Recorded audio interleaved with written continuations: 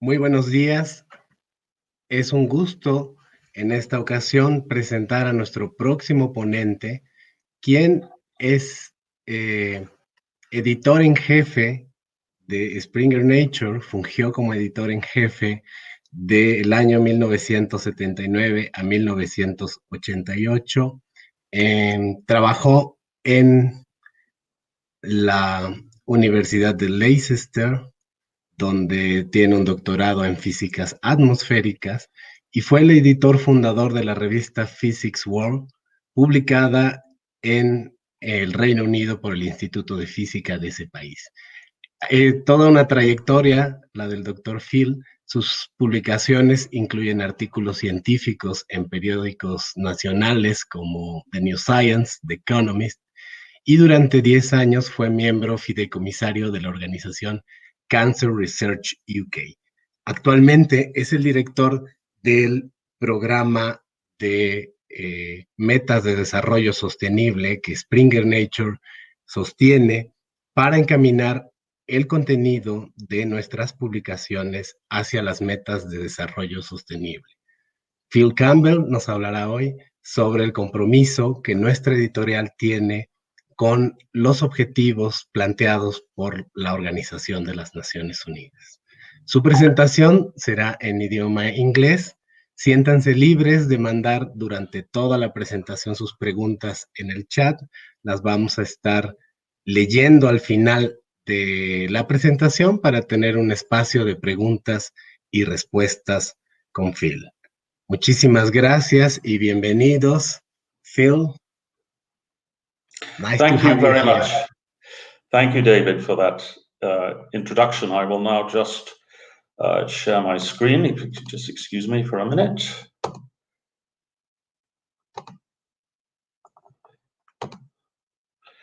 I hope that's okay.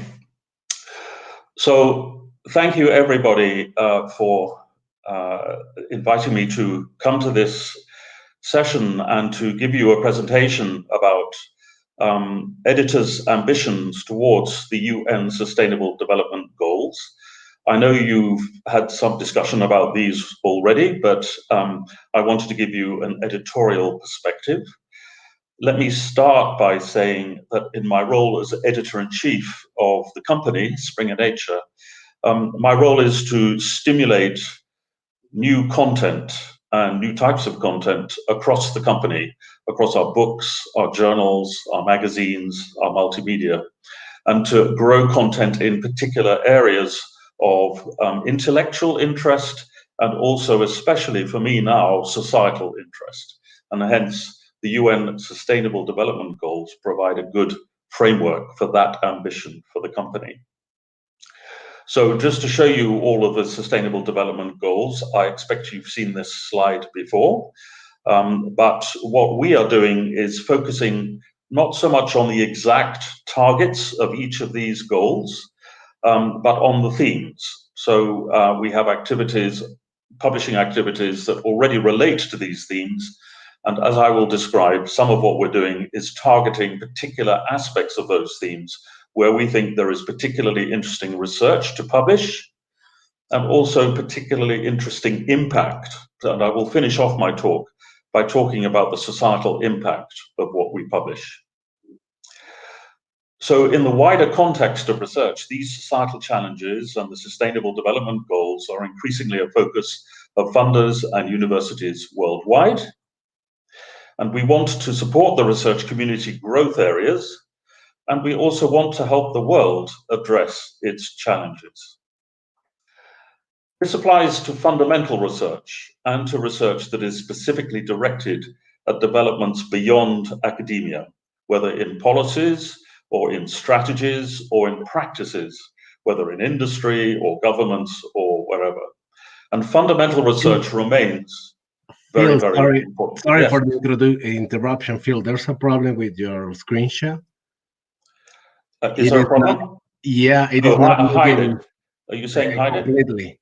Okay, yeah, sorry. Could you try to do it again? Can you see it? It is cut at the middle. Oh, okay. Let me try again, shall I? Yeah, please. Okay. That is fine. So let me see what's happening. Stop screen. Okay. Mm-hmm. Now I will share again. Go to the application window. Here is my presentation, right? Share that. Is that better? No, it's looking the same. It's doing the same? Yes, it is cut. Your video image appears on top of it. It shouldn't. Do you have two screens? I can't see what else I can do because I'm sorry about this. Isn't that not what I did before? I think it was. I'm sorry about this, everybody. Let me see what I can do.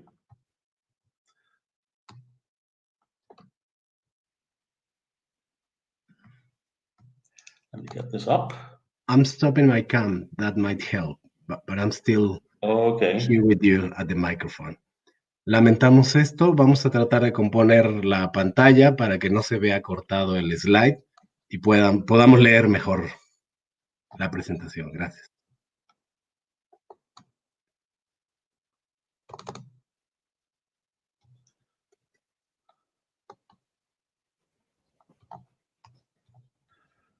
Okay, I can't quite see why this is not working. Okay. Is it still not working?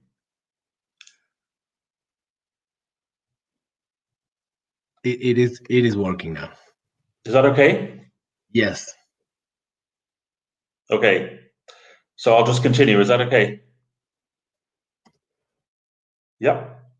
So as I was saying, this applies to fundamental research and to applied research.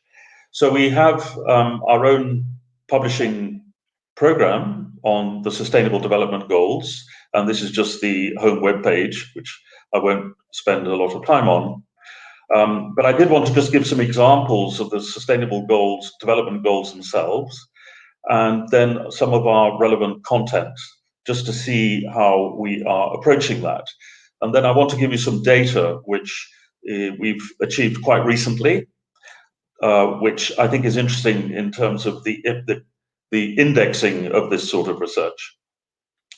So SDG 3 is all about healthy lives and well-being, and it has a target of reducing mortality by non-communicable diseases through prevention and treatment, and promoting mental health and well-being. And of course, during the time of COVID, mental health is a particular issue for many people.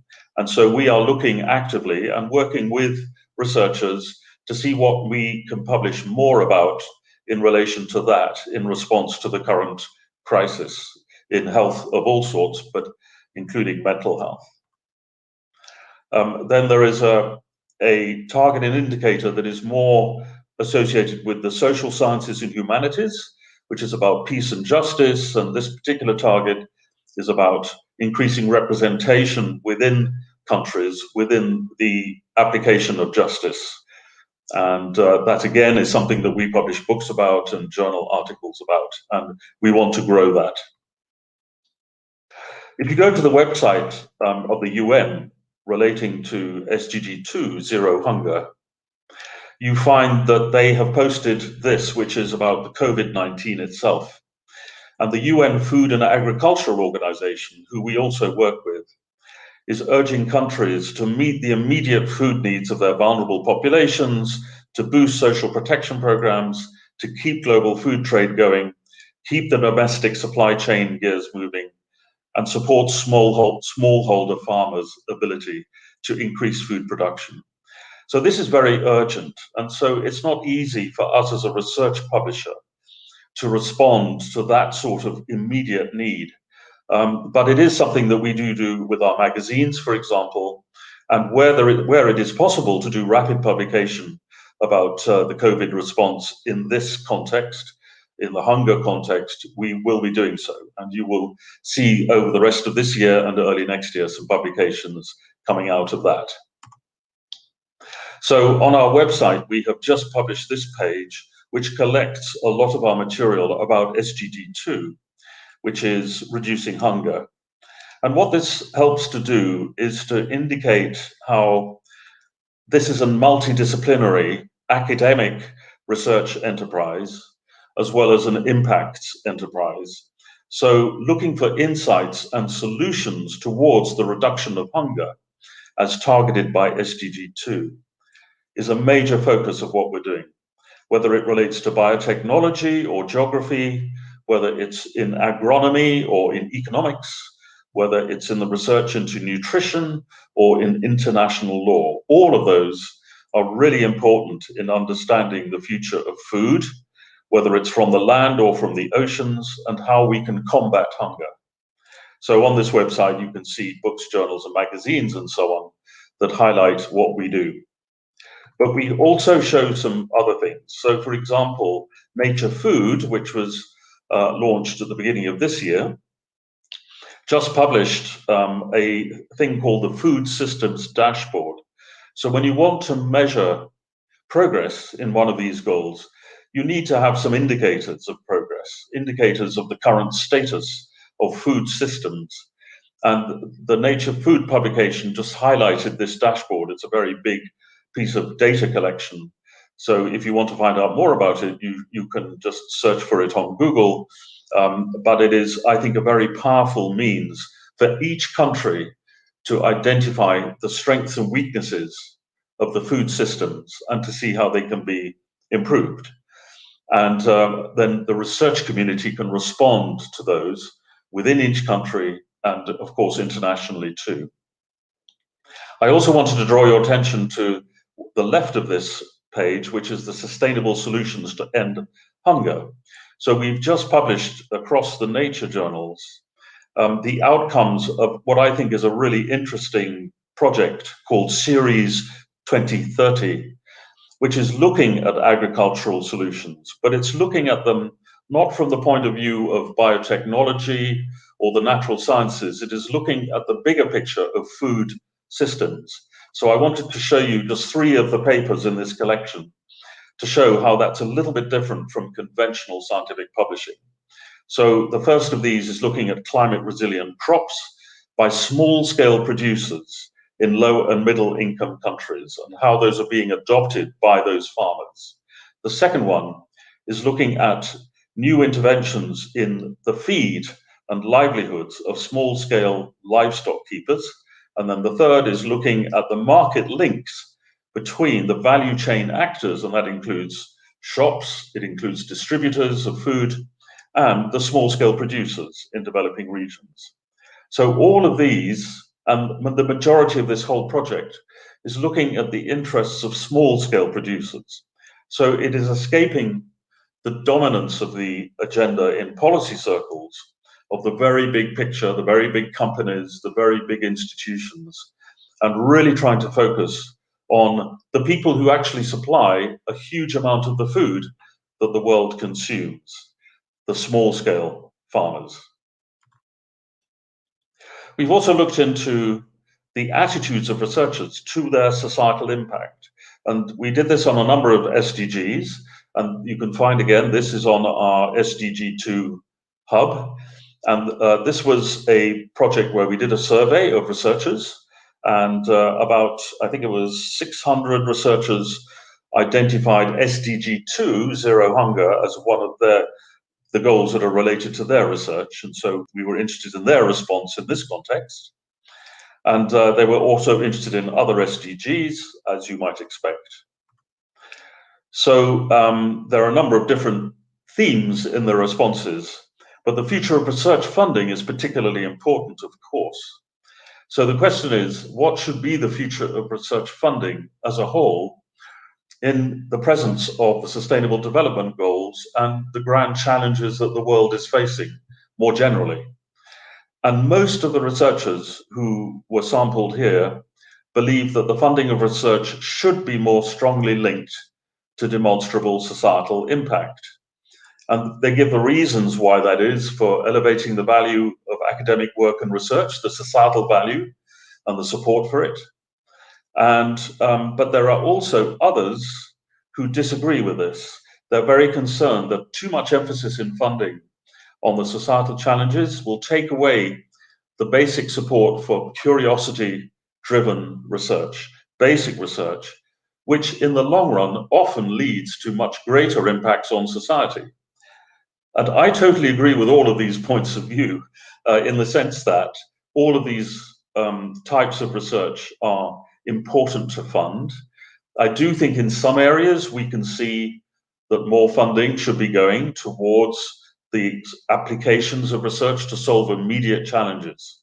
And I also think it's true, we didn't do here an analysis of the age of the researchers, but it's generally true that younger researchers are more keen, statistically, as it were, on average, than older researchers in applied research, which is something I find very encouraging.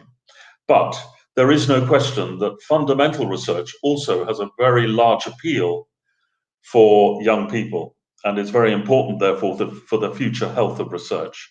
So we are not in any way moving away from fundamental research in our company as a whole, in the nature journals or any other journals. We are simply boosting our attention to the societal challenges. So a key goal for our content is to ensure that our publications are committed to supporting those who are working on solutions relevant to SDG themes by engaging between our publishers and editors and the academic editors and the academic authors of our journals, books, series, and magazines. And I'm going to give some examples of that.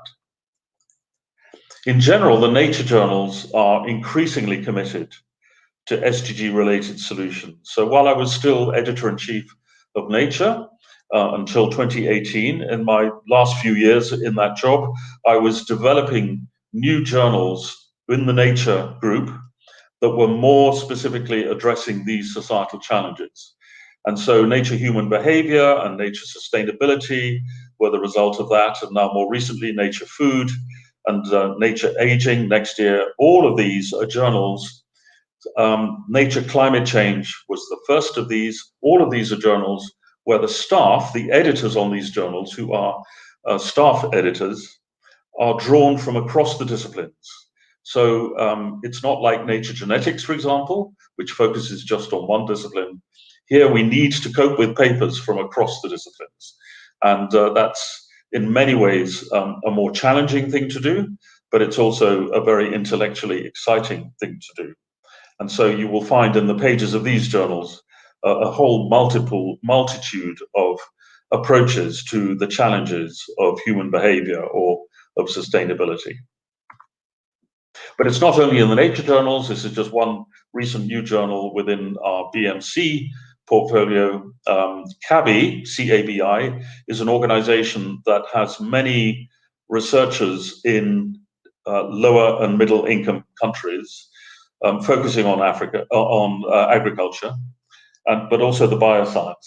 And so this journal is one that I'm really excited about because it really gives us a chance to focus even more than we already do on the lower and middle income countries' needs and interests. And I think that's one message that comes out of all of this, that work that is done within a country on the needs of one country or the needs of one city or the needs of one area, region, can be just as important in actually making a difference as work that is focused globally in its emphasis.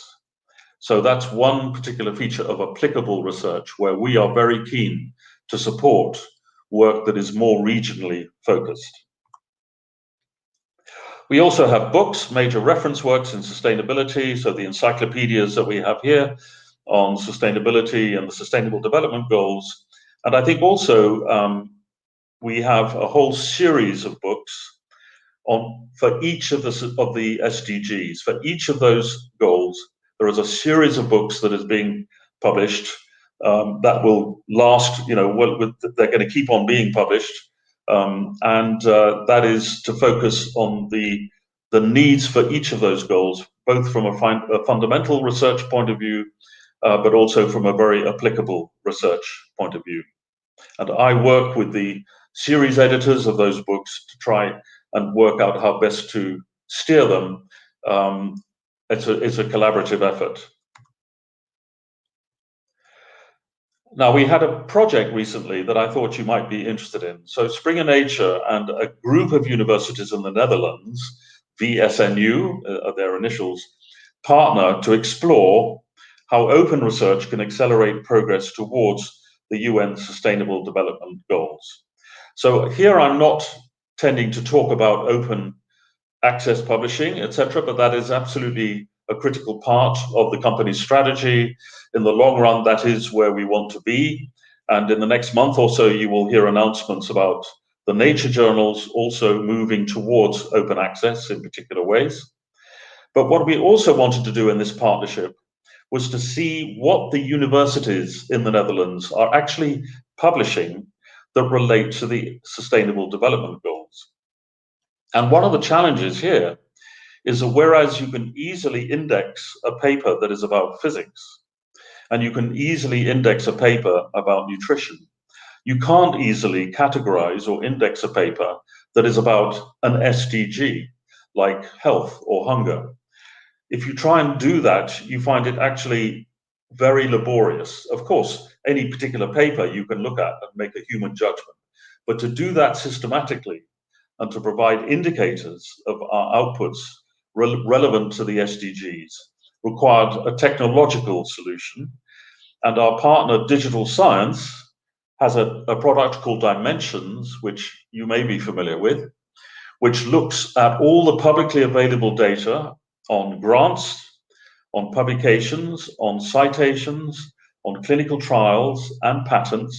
And also, actually, it looks at the grey literature in policy, for example. So it's a huge index of the outputs and the impacts of research. And it uses machine learning to do that. And so what we did for this project was work with Digital Science and the Dimensions team to find ways of relating our papers and papers from other publishers to the SDGs. So it's still very early days, but we've already got results, and I'm just going to show you some of those results.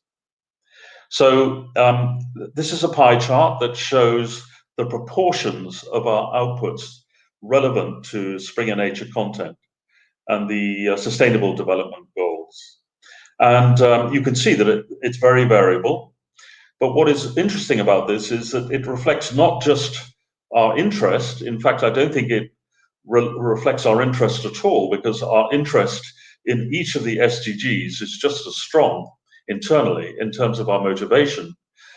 But in terms of the research that's out there, this is the sort of relationship you see between the goals. In terms of the funding that is out there, this is the sort of relationship you see.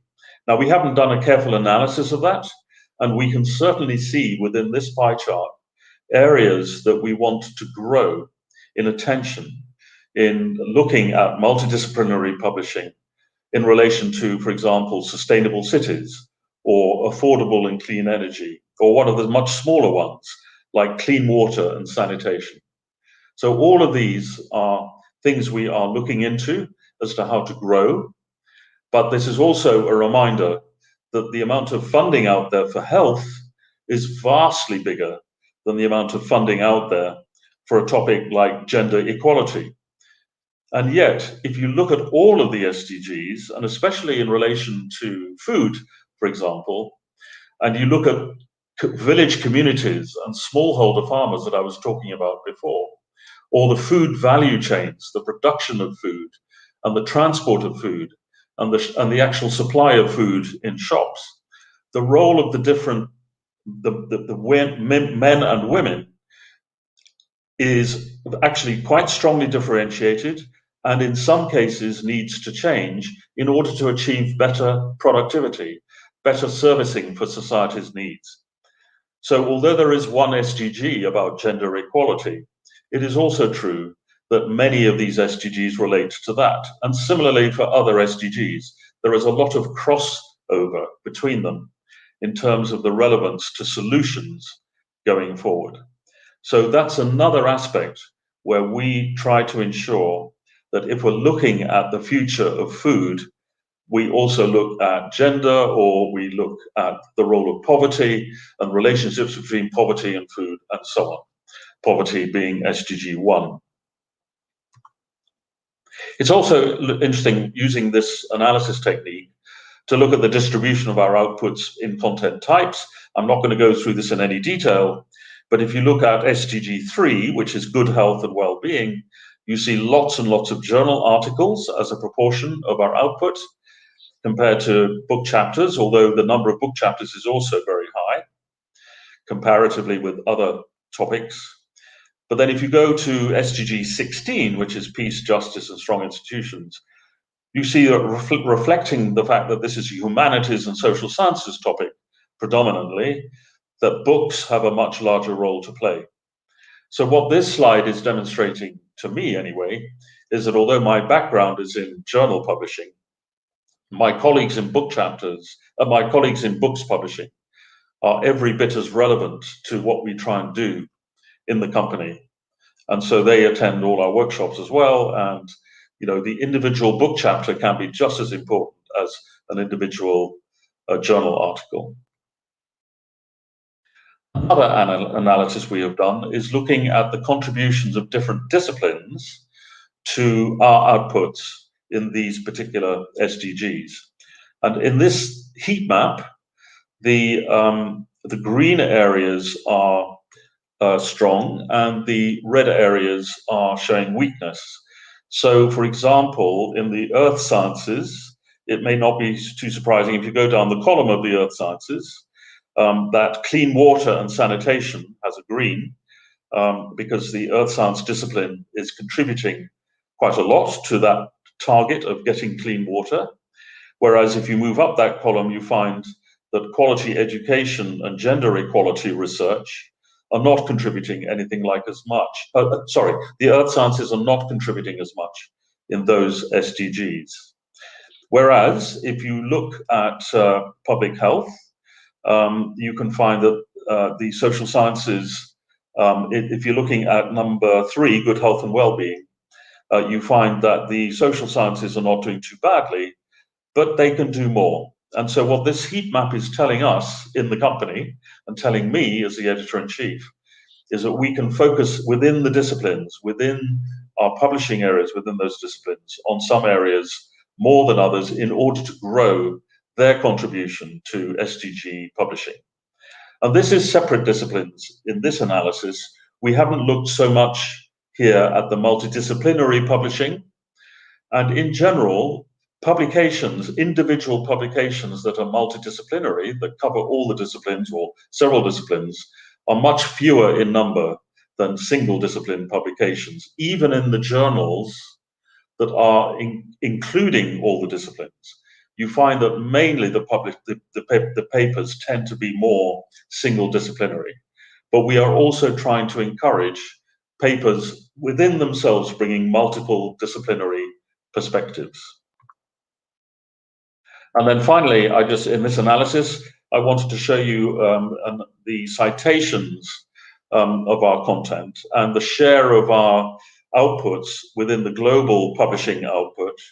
And you can see that in all articles, Springer Nature is what you might expect, and I'd like it to be bigger, but it is in between 10 and 15%. But when you look at the highly cited articles in journals in particular, you find that we have some very strong contributions.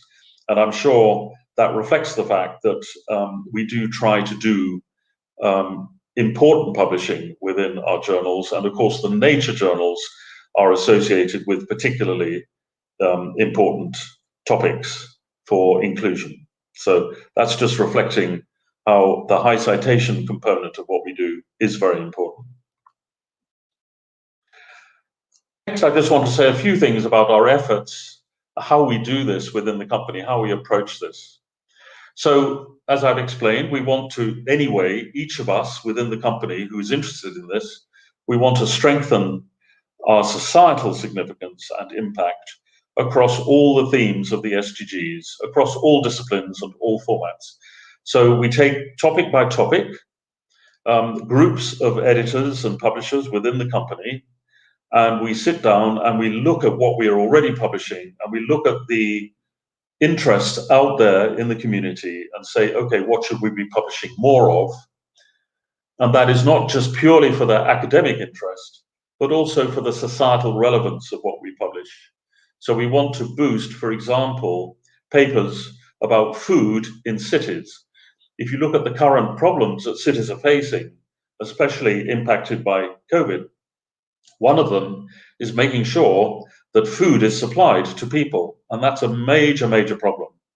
But that's true not just in the short term, but also in the long term. So we're very keen to be publishing more about the relationship between food and the populations of cities and city planning and so on. So we're investigating not only what we publish, but also how research is used by city planners, and trying to make sure, therefore, that we understand what sort of research we should be publishing more of. And I'm just giving you one example that applies across the SDGs and many stakeholders out there, whether they're cities or farming organizations or hospitals, the health system, or whatever. So that's one approach that we're taking. The other approach is to engage with major research efforts that are relevant to policy and to practices out there in the real world, often in support of governments, often in support of the United Nations, and also public-private collaborations. So I'm going to give one particular example of this, because this is an example that happened to work particularly well. So this year, the UN was going to hold an ocean conference, but COVID happened and it got postponed until next year. So this is now expected to happen. In fact, I don't think we yet know quite the date, but it's expected to be in the summer, I think. Anyway, it was going to happen in Portugal. I imagine it will now be just purely virtual. Anyway, there it was. And planned to publish before that was a whole series of outputs by a panel set up by the Norwegian government, including 14 heads of state, to look at the ocean from an economic perspective, but bringing into that consideration all the disciplines, giving our knowledge about fish, about climate and its impacts on the ocean, about ecosystems in the ocean, about the politics of the ocean, trade, technologies, every aspect. So it's a very comprehensive set of studies. And they were going to already produce their own studies, peer-reviewed amongst themselves by the group, in a series of white papers, which actually they decided to call blue papers, for I hope is an obvious reason. And so they have a website now where they have published many of their blue papers. And these are just some of the topics that you can see. And what is interesting to me about the blue papers is that these are very strongly oriented towards policymakers. As I said, these blue papers were commissioned by 14 heads of state, and that in itself is extremely unusual. But they've been written by researchers, very distinguished international researchers from America, from Africa, from just anywhere where there's important work going on in relation to ocean sustainability. So we decided that we would like to support this project, and we wanted to help give it academic presence as well. So we, the nature journals, and also Springer Books, are rolling out publications relating to these 16 blue papers. And so all the topics that you saw previously are also reflected in the nature journals and Nature itself. And this process hasn't yet finished. but several of these have now been published. So there are 16 of these altogether, but there are also additional publications. So this is an example of where we have worked with researchers and policymakers to help not only give impact to the academic side of what they're doing, but also when December comes along, doing a little bit more. Because in December, this project will launch a full-scale report by the heads of state where each of the countries involved makes pledges for the management of their oceans around their own countries, as well as collaborations. So I don't yet know exactly what they're going to say, but accompanying that, there will also be a major research report that summarizes partly what all of these publications have said, but also brings out key messages for other policy makers, not only these particular countries. And that will all feed into the Ocean Summit that takes place next year, and also another summit that is happening later in next year called the Food Systems Summit, another UN summit. So exactly how this will all play out, we don't yet know, but what we can be reasonably sure at is that this collaboration between us and these publishers and these academics and the policymakers is helping to make an impact on a very important topic, which is the future of food and other resources from the oceans. So I'm very pleased that this is happening. And of course, I'm very keen to look for other things that the company can be doing at that sort of scale. My final part of my talk is to talk about impacts of publishing. So one of the big challenges facing academic research is how to make an impact beyond academia. And many researchers don't actually care. They're very, very concerned with doing their research within their discipline and just making sure that the impact of their research within their community is strong and gets as good an outlet in publishing as possible, and then proceeds to help research and regenerate the scientific community as the next generation takes up that particular development. But there are some researchers, and as I said at the beginning of my talk, there are many funders and universities paying more and more attention to these impacts. So the question is, what are the sort of impacts you can look for? So some companies have sprung up from universities, spin-off companies. That's one sort of impact. There can be impact in the form of patents that other people can then use. And then there are impacts directly into, for example, healthcare systems, where a particular type of research has helped. I'll just give you one example off the top of my head. A particular research group in Britain came up with an insight into how to prevent cot deaths of babies.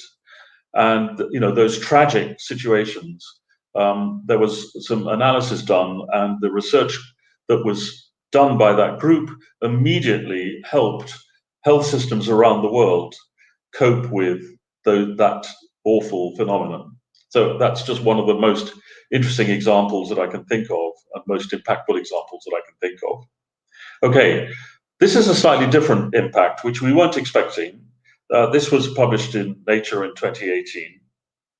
It's a huge, this comes from our summary of the paper. So it's a huge decade-long experiment involving millions of farmers, and it reports its results this week, that week in Nature in March in 2018.